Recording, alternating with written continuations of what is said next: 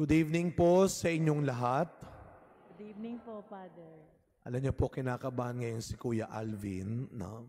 Dahil tayo po ay nagtetest ngayon ng ating live streaming mass, no? Dahil simula nung dumating ako ng Lunes o wala pa yata ako dito ay wala na akong dinulot sa kanila kundi stress, no?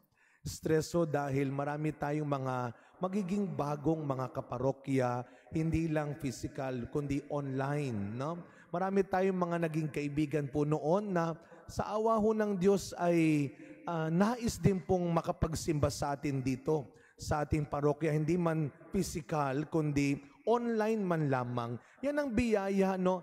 Ang pandemya hindi biyaya. Alam po yan nila tita na sinasabi ko na nung ako'y nasa charismatic pa, lagi kong pinapaalala sa kanila. Minsan kasi, no, masyado tayo nakikarried away ng ating strong faith. At sasabihin natin, alam ko, binigay ng Diyos ang sakit na ito. Are you sure? Si Lord ang nagbigay ng sakit na yan. Ikaw itong kumain ng matamis at mataba, tapos sasabihin mo, binigay ni Lord ang sakit. Binigay ni Lord ang problemang ito, pinagbintangan mo pang Diyos. Ikaw itong nangutang ng nangutang. Ngayon di ka na makabayad, si Lord ang may dahilan. Pero alam mo ninyo, hindi biyaya ang pandemya, pero maraming naging biyaya nung pandemya. At isa po diyan na matatawag natin na sinasabi rin ng ating simbahang bagong paraan ng pagpapahayag ng mabuting balita ay ang social media, ang bagong teknolohiya. Kaya nga nung nagsisimula pa lang yung mga cellphone na yan, yung social media, ang mga bagulang, inis na inis. Konsimidong konsumido. Kaya siguro tinulungan tayo ng Diyos.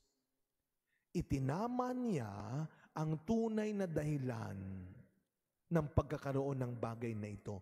Pwede pala nating magamit sa pagpapahayag ng mabuting balita. Nung kasagsagan ng pandemya, of course, walang makapunta ng simbahan. Pero sa tulong ng social media, nakakapagmisa pa rin tayo, nakakapagbigay tayo ng dasal, ng basbas sa mga may sakit. Ako po nung kaming mga pare, wala ho kaming magawa rin kasi kahit kami, bawal kami sa ICU, bawal kami sa ospital. Ano ho ang tulong ng social media? Yun man lamang, yung mga nurse, sila ang nagtatapat ng cellphone doon sa pasyente habang dinadasalan namin.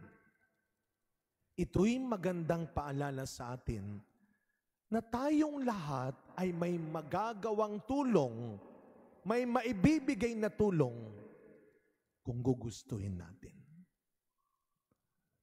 kung nanaisin natin. Kaya nga sa ating ibanghelyong narinig ngayon, ang Panginoon dinumog ng maraming tao.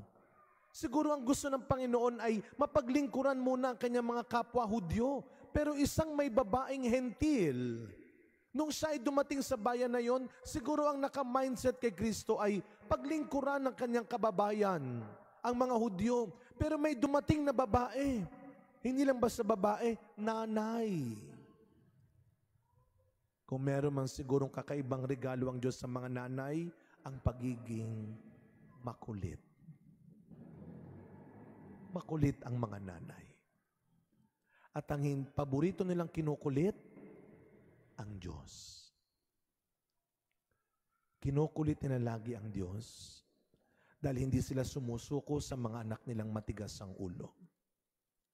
Dahil hindi sila sumusuko sa mga asawa nilang pasaway.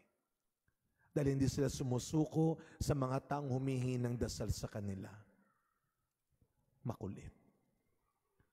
Pero mga kapatid, sana yung kulit na yon, pwede natin gamitin sa tama. Maging makulit ka para sa kapwa mong nangangailangan ng pag-asa. Masaya ang Diyos, nakikita tayo pag nagdadasal. Pero mas masaya ang Diyos pag naririnig tayo nagdadasal para sa iba.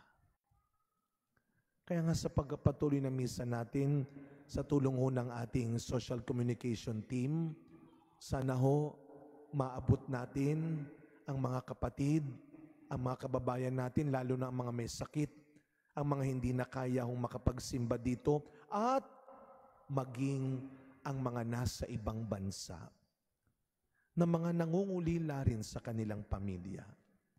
Sa maraming beses ko pong pagpunta sa ibang bansa para maglingkod sa mga kababayan natin, alam ho ninyo, iba pa rin ang misang Tagalog, ang misang Pilipino.